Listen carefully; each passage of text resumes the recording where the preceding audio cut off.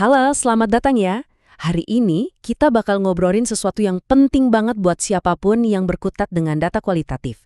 Gimana caranya mengubah tumpukan informasi yang kadang bikin pusing jadi sebuah wawasan yang jernih dan kuat. Yuk, kita mulai. Oke, kita mulai dari masalah yang kayaknya hampir semua peneliti kualitatif pernah rasain deh. Ngumpulin data tuh seru kan? Tapi pas bagian analisisnya, nah itu tantangan tersendiri. Pernah ngerasain gitu kan? Di depan kita ada puluhan jam rekaman, ratusan halaman transkrip.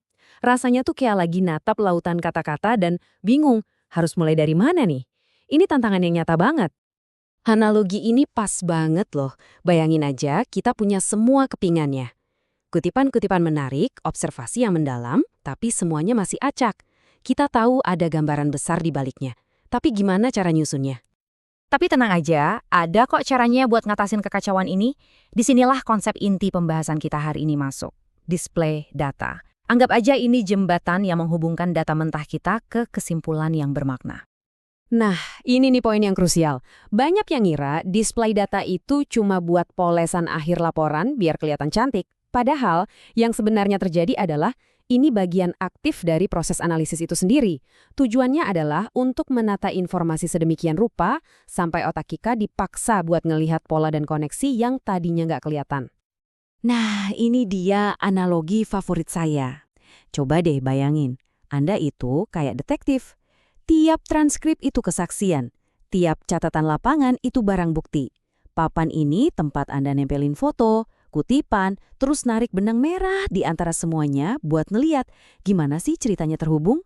Itulah kekuatan display data. Oke, sekarang kita masuk ke bagian yang paling ditunggu-tunggu, bagian praktisnya. Ada banyak banget alat yang bisa kita pakai. Hari ini kita bakal fokus ke 6 cara utama buat nampilin data kualitatif kita secara efektif. Ini dia, 6 alat utama di dalam kotak perkakas analisis kita. Ada yang jago buat cerita, ada yang buat bandingin data, ada juga yang buat metain ide. Masing-masing punya kekuatan sendiri. Yuk kita bedah satu persatu. Yang pertama, dan mungkin yang paling dasar ya, itu teks naratif. Ini tuh fondasi dari hampir semua laporan kualitatif.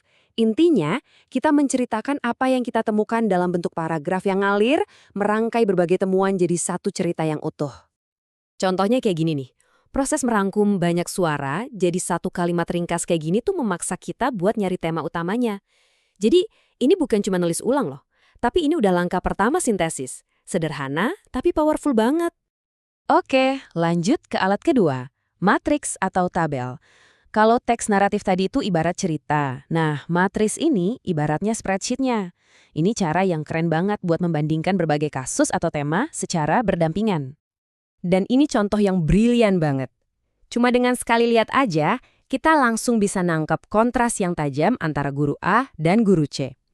Pola kayak gini mungkin terkubur di puluhan halaman teks, tapi begitu masuk matriks, polanya langsung nongol. Jelas banget. Kadang-kadang cara paling ampuh buat nyampein satu poin itu ya biarin aja datanya yang ngomong. Disinilah kutipan langsung dari informan jadi senjata yang kuat banget. Ini ngasih keaslian dan sentuhan manusiawi ke temuan kita. Dengerin deh, kuat banget kan rasanya setelah lihat tabel yang rapi tadi, kutipan ini ngasih kita alasannya, ngasih kita kenapanya. Ini adalah suara nyata di balik kategori hambatan tinggi. Ini yang bikin kita terhubung secara emosional dengan data. Nah, gimana kalau data kita itu ada urutan waktunya atau cerita soal sebuah proses?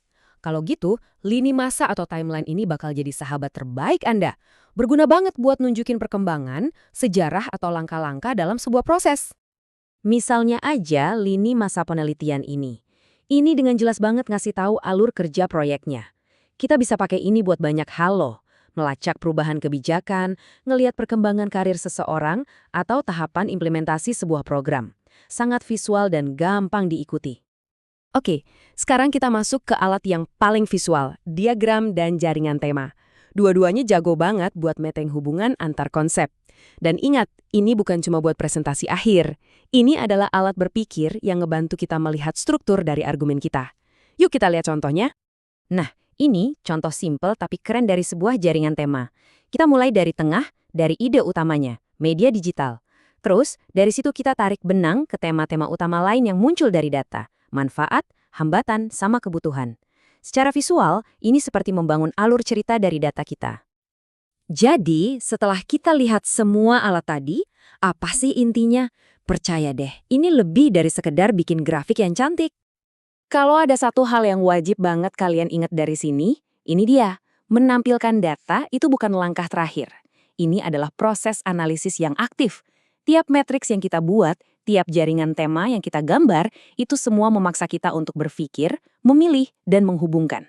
Disitulah wawasan yang sesungguhnya lahir. Coba deh, anggap 6 alat tadi itu kayak satu set lensa yang beda-beda buat kamera kalian. Teks naratif itu lensa standar. Matriks itu lensa zoom buat perbandingan. Kutipan itu lensa makro buat detail personal. Dengan menggabungkan semuanya, kita bakal dapat gambaran yang jauh lebih kaya dan lengkap. Jadi, nanti pas kalian balik lagi ngadepin data kalian, coba deh ubah pertanyaannya. Bukan lagi, gimana ya cara melaporkannya, tapi tanyakan cerita apa yang sebenarnya tersembunyi di sini. Dengan alat yang tepat, sekarang kuncinya ada di tangan Anda. Terima kasih sudah menyimak.